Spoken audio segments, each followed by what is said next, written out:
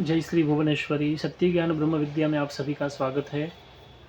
आज मैं श्रीमद् भागवत महापुराण और श्रीमद् देवी भागवत महापुराण के बारे में आपको कुछ रहस्यमय बातें बताने जा रहा हूँ।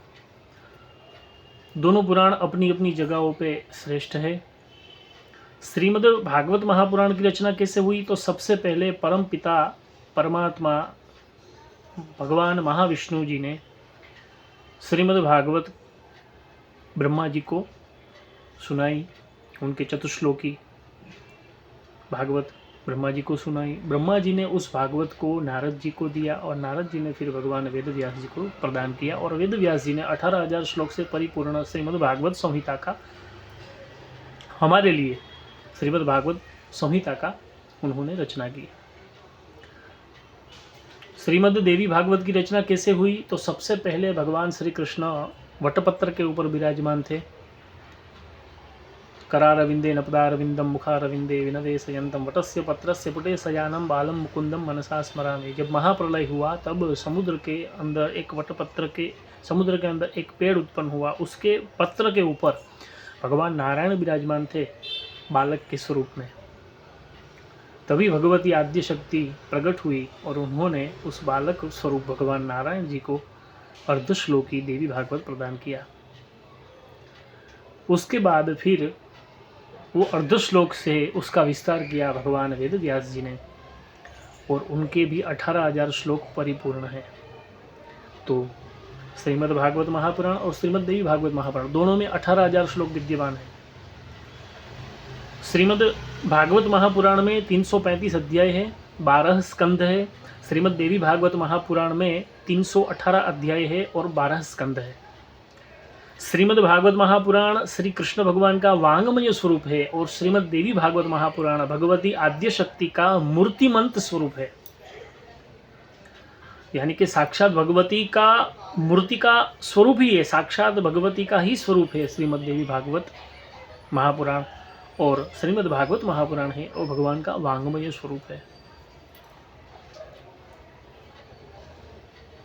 श्रीमद् भागवत महापुराण है, इनकी कथा भगवान वेद व्यास जी के पुत्र सुखदेव जी महाराज ने परीक्षित को सुनाई और परीक्षित का उद्धार किया।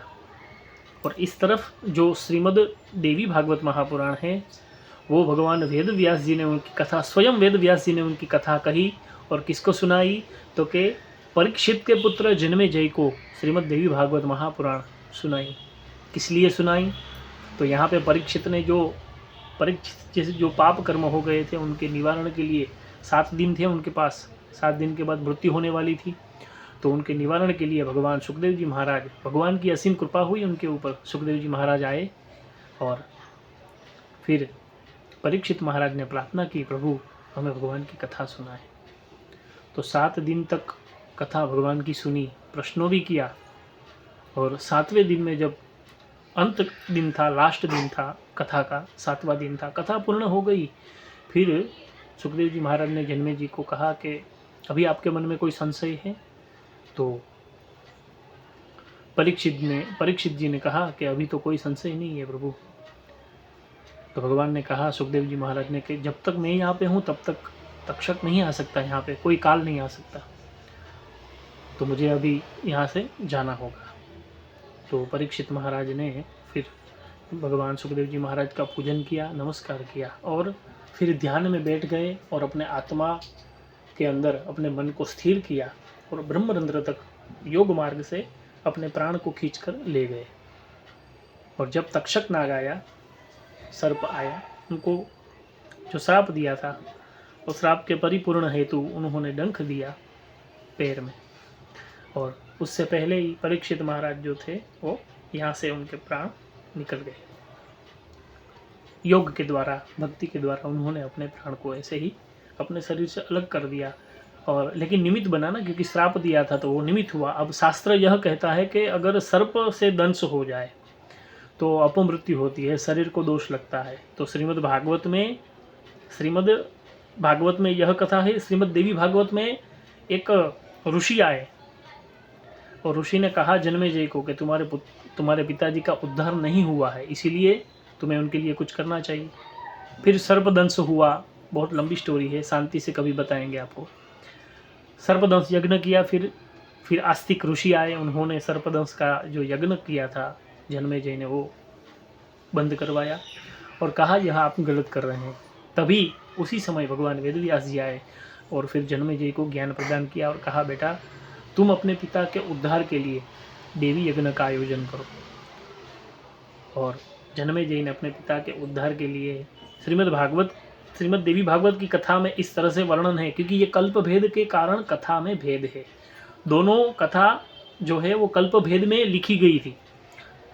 श्रीमद् देवी भागवत का कल्प अलग था और श्रीमद् भागवत का भी कल्प अलग था। श्रीमद् भागवत जो है वो सारस्वत कल्प से श्रीमद् भागवत है, श्रीमद् भागवत महापुराण वो पद्म कल्प से है, पद्म पुराण के अंदर उनका महात्म्य बताया गया है।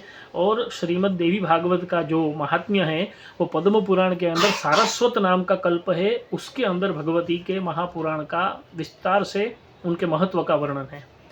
तो इस तरह से दोनों में कथा बताई गई है। कल्प भेद के कारण कथा में भी भेद है। सब जानते हैं 28वां कलयुग चल रहा है अभी, 28वां। तो सतयुग, द्वापर, त्रेता और कलयुग ये 4 युग हैं। तो ये 28 बार तो चले गए, 27 बार चले गए, अभी 28वां चल रहा है। तो आप सोचिए सभी युग में भगवान श्री राम जन्म लेते हैं।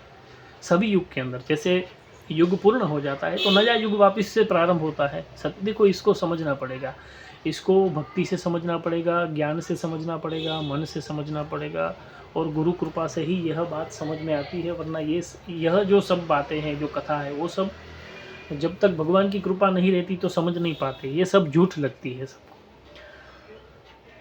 तो श्रीमद् भागवत महापुराण और श्रीमद् देवी भागवत महापुराण दोनों पुराण सर्वश्रेष्ठ है। श्रीमद् भागवत महापुराण है वो मृत्यु मतलब मरना सिखाता है और सभी माया से पर होना सिखाता है। श्रीमद् देवी भागवत जो है वो भी मोक्ष प्रदान करने वाला है। देवी भागवत जो महापुराण है वो भुक्ति और मुक्ति दोनों प्रदान करता है।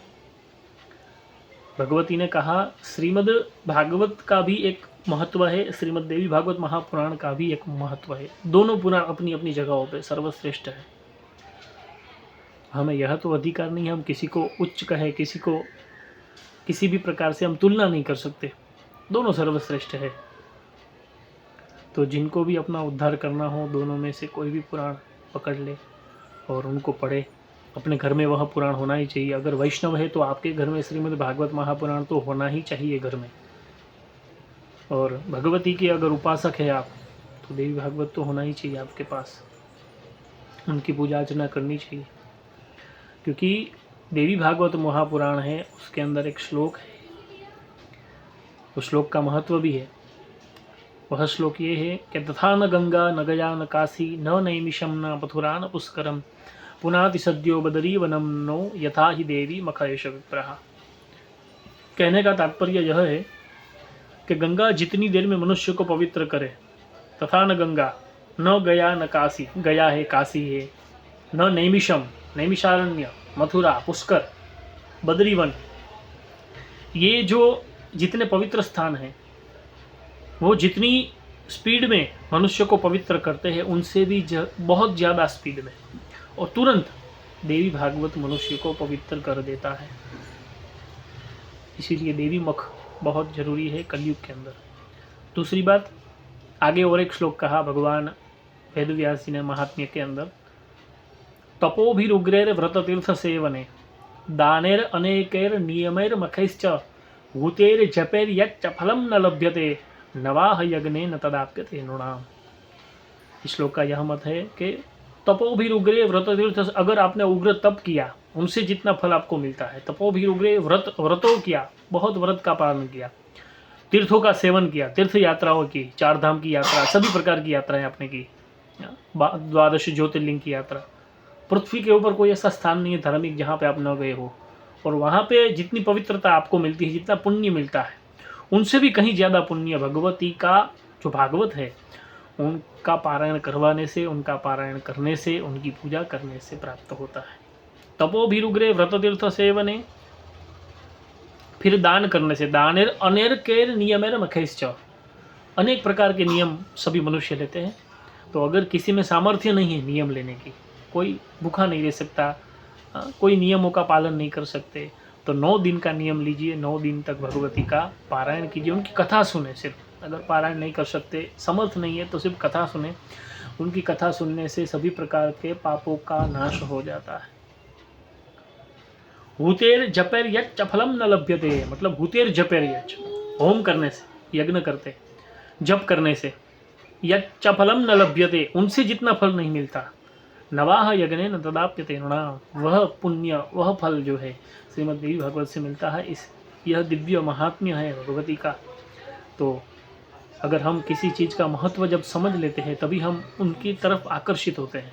मोबाइल का क्या महत्व है, एंड्रॉयड का क्या महत्व है, एप्पल मोबाइल का क्या महत्व है, ये जब हमें पता चला तो हम उसको लेने के लिए आतुर हो जाते हैं। हमारे मन में उनके लिए एक दिव्य भावना बनती है।